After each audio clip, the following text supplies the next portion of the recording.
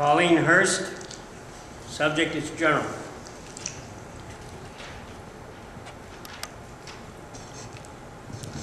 Colleen Hurst, 211 Warren Avenue. At the last council meeting, I brought up longevity pay and my understanding of its origins, purpose, and benefits. I also encouraged any corrections to my information if my understanding of the above was incorrect. One person did offer some insight to me following the last meeting, and I greatly appreciate their willingness to help correct me and improve my understanding on this issue. While I still feel unsupportive of continuing longevity pay for city workers, I want to clarify something. For the men and women who put their lives on the line every day to give us safer streets and reduce potential losses from crimes and fires or whatever, I fully support tax levies to ensure that they operate at efficient levels. I believe that having enough staffing to reduce the dangers to our own lives while performing duties to the benefit of us all is a worthy cause, or is worth the money. My primary issue with longevity pay and other perks that will likely come up at contract negotiations with the City Employee Union, AFSCME, is government wages don't generally come to the minds of people unless the economy is bad and they're seeing their own wages go down the toilet.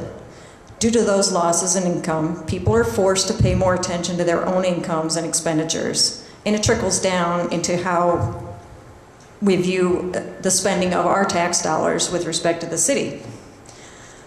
In considering the plight of the residents and business owners of the city to try to keep them from losing their butts, it's time to revisit compensation to the City Workers Union, department heads, and administration heads.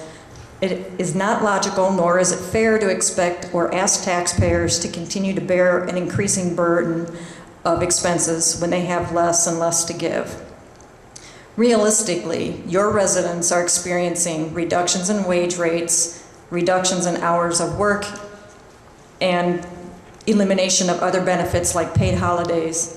They are also experiencing increases in employee contributions to health insurance, losses in retirement and 401 funds. Yet, some people still want to see us support paying city workers to continue working at current salaries and benefits without making any similar sacrifices for the mutual benefit of everyone. This isn't about punishing city workers. Changes and reductions can be made temporary.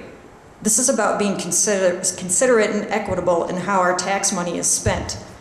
Here's the biggest difference between residents and city workers. We don't have a choice in our reductions and losses. We don't get to negotiate and tell our union rep, no, we're not going to do that. We get what we get, and we usually don't like it. What I'm suggesting is a temporary wage freezes, temporary elimination of longevity pay and bonuses, not paying incentives to employees for taking insurance through their spouses' employers, especially when that's a city policy anyway. Even temporary reductions such as these may cause residents to feel like they're not being taken advantage of. If the workers don't agree to freezes and reductions, there's plenty of unemployed, qualified people who would eagerly take their places, even with the reductions and freezes. If you think I don't know what I'm talking about, do you guys recall the line of people applying for the one-day cleaning job at LC following their fire? There were people all over downtown that day. Just because there's stimulus money out there doesn't mean we don't have to do anything here locally more than cutting out the hanging of flower baskets and not replacing retired personnel. I know we're applying for grants and stuff like that, and I fully support and encourage us to take advantage of all that we can there, but just applying for the stimulus stuff isn't enough. We have to continue to cut from here. Desperate times call for desperate measures. It's illogical to pay employees whose paychecks come from ours at their current rates without implementing or negotiating some kind of reduction when our funds are being reduced as well. Inequity can lead to division, division can lead to failure, and we cannot afford to fail if we want to see the city endure the economic crisis. On a side note, it was nice to read in the paper that some new businesses will be opening up downtown. I hope they find success and that we can find a way to make downtown a safer place for the residents and neighbors to come. And this is partially why I do not include the fire and police department in my idea of longevity cuts. Their devotion to their duty should not be trivialized. A safer city can encourage new business, new jobs, and new residents. Safety first. Thanks. Thank you.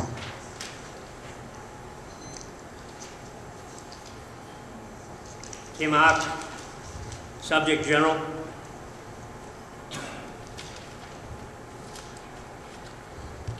Hello, Kim Ott, 132 Loyola Drive.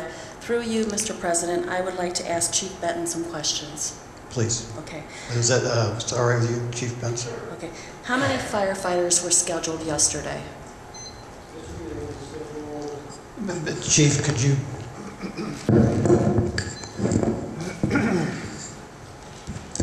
Yesterday we had 10 firefighters scheduled. Okay, and how many actually showed up? 10 firefighters. And how many stations were open?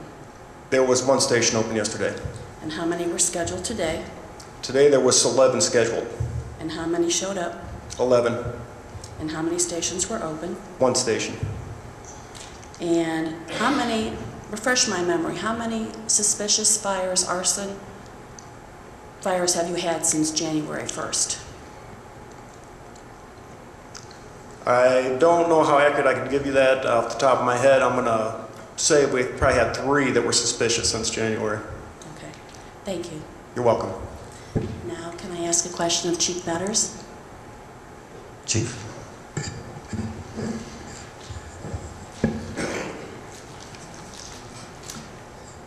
Refresh my memory on this. The grant is good for, the one that you just applied for is good for 17 months, for 14 officers, approximately $7,500 a month in cost to the city. Is that what I understand? You talk about the yearly salary? No, the new grant that you just applied for. Yes, we applied for 14, correct. Okay. And are you going to hire them based on the current civil service testing that's in effect right now, or are you scheduling a new civil service exam? Depends. We have one that is valid till, I think it's June or July.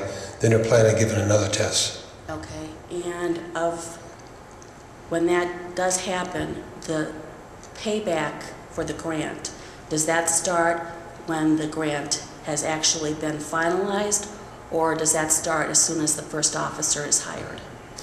Usually when the grant is given to the city, it may be June or July. Then we have an 18-month period or a 3-year period from that time on to use that funds. Okay, thank you.